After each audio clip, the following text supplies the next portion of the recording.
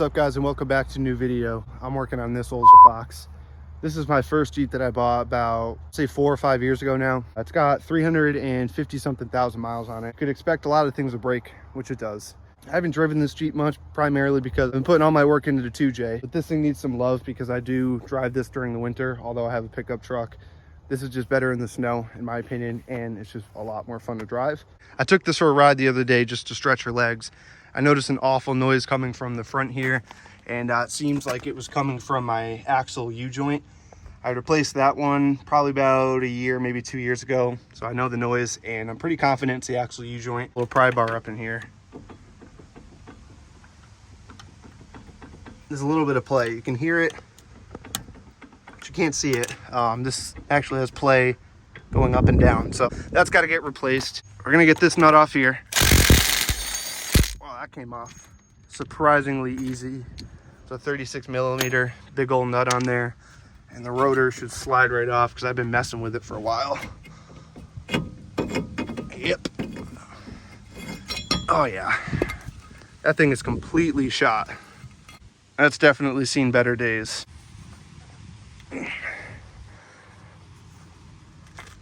That fucker's on there. Oh, that was one difficult bolt. I had to use a little socket trick here, get a little more leverage. I used both feet and I cracked that sucker loose. These bolts can be a pain, and the threads are super long, and I got 2 more to do. You may be asking yourself, why didn't I just use an impact? Well, that's because there's not enough room for an impact. Ever since I bought this Jeep, I've actually hated this exhaust setup on it because it's a little too quiet for my liking. Luckily for me, there's a V-band right there that just unbolts, and then I take the stud off of that hanger right there, and this exhaust drops. I'm going to take the exhaust off mainly because I want to remove these side steps, so I'm going to cut these right here and on that side too, and the driver's side, but in order to do so, make it a little bit easier on me so I don't hit the tailpipe over there, I'm just gonna take the exhaust off. I've actually never taken this off before, so this will be a first. It was literally just sunny 2 minutes ago. Started raining again. All right, so sorry, I can't get. Shut up, Siri. I dropped the exhaust for the first time ever. It was really, really simple. So basically, it's just a V-band right there and a hanger. Kind of sketchy, but this thing's jank as fuck anyway. It's really gross looking. It's seen better days for sure. So I got my little block here. It's gonna hold up the side step when I hack it off, so it doesn't come falling on my face. We don't want that.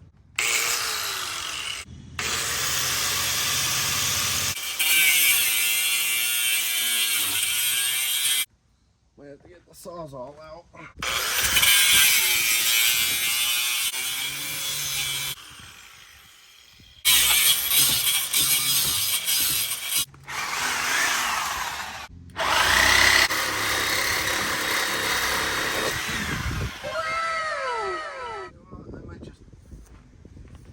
Try it with this.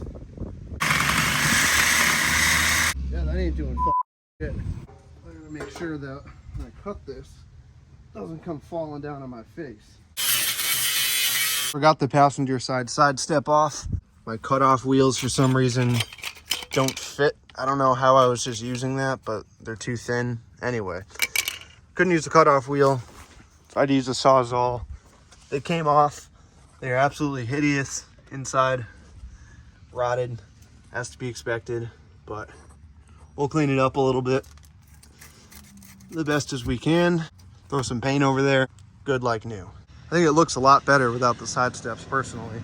Now I'm gonna put the exhaust back on. I wanted to put this side step on that I've had with the Jeep since I bought it, but as you can tell, it's grimy. There's spiders living in there. It's ugly. So I'm gonna clean this thing up, sand it down, paint it. This pipe right here just has a muffler on it. It's basically just the tailpipe, so it'll be right off the turbo, coming out the side, pointing up like that, which is pretty badass. Or I guess if you wanted it to, you'd have it point either way, any way you want really, but I don't want to put this on the Jeep until I clean it up a little bit.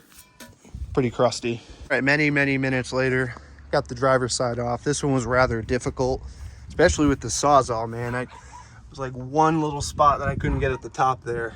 Had to basically just bend it off, which I'm sure is great for this unibody. That's in great shape. Side steps are off.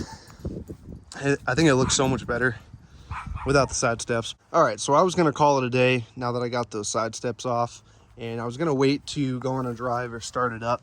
But to be honest with you, I wanna hear this because it's straight off the turbo. That's literally the downpipe, and right up there is the turb ski. So obviously I'm not gonna drive it like this because it gets really hot and you don't want a lot of heat over here and cause fire or whatnot. It's probably not bad for the car to run it like this, but for the time being, I'm impatient and I really want to see how this sounds without a muffler. Because since I've owned this, like I've said, I've never taken off that exhaust. And I'm pretty sure that muffler holds a lot of the sound back. So I'm going to fire it up and see how this 2J sounds with just a straight pipe. Turbo, exhaust down pipe, right out the side.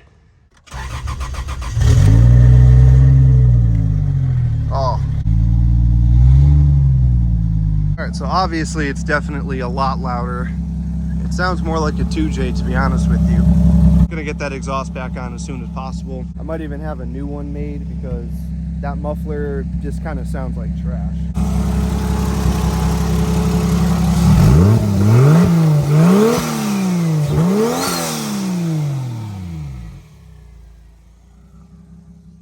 I don't even know if video does it justice, but that is like super obnoxiously loud. Well, it's definitely louder, that's for sure. Basically, those side steps are resting right under my, I'll just get out and show you. That doesn't sound too good. Homeboy's limping at home. Anyway, cutting those side steps off were a good thing because right where the side step came out, it literally rested right here on my fender. So every time I hit a bump, yeah, it would sound horrible. Yeah, this thing is definitely loud as shit.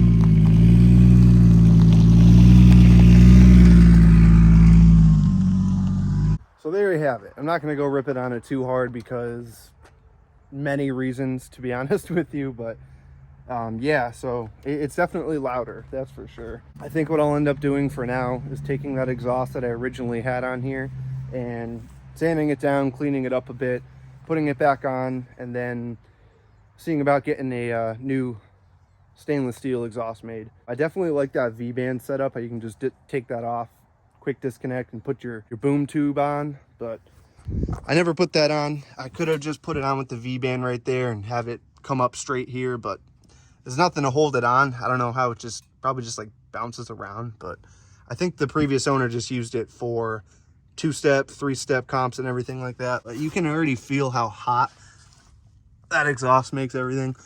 So definitely don't want to run it like that, obviously. That burnout definitely threw some rubber all over the Jeep too. That's definitely one of the best burnouts that I've done. And I know the 2J can handle a lot more than that. If you guys are new to the channel, I suggest you go back on my other videos. Just watch them just to see what this thing's all about, and you'll see the issues it has and why I don't drive this thing hard like it should be. If you guys don't know, the 2J's the engine.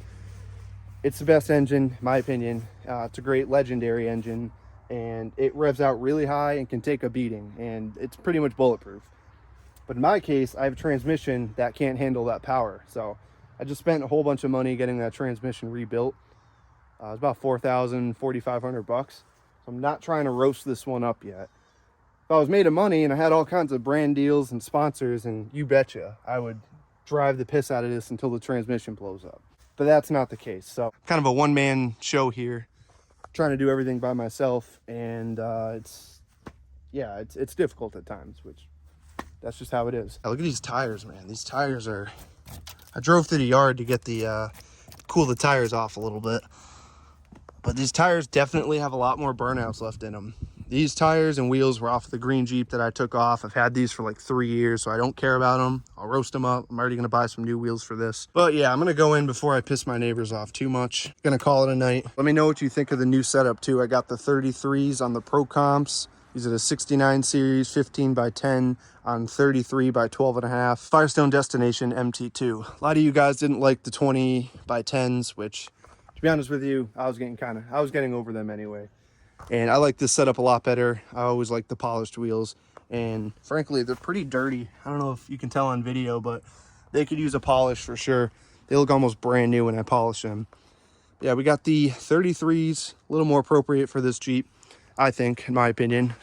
Although I'll probably change them up again. Hope you guys enjoyed this video. I know it was a little shorter, but I tried to put more interesting stuff in there. So if you guys like this video, make sure to drop a like, subscribe if you're not already, and we'll catch you guys on the next one.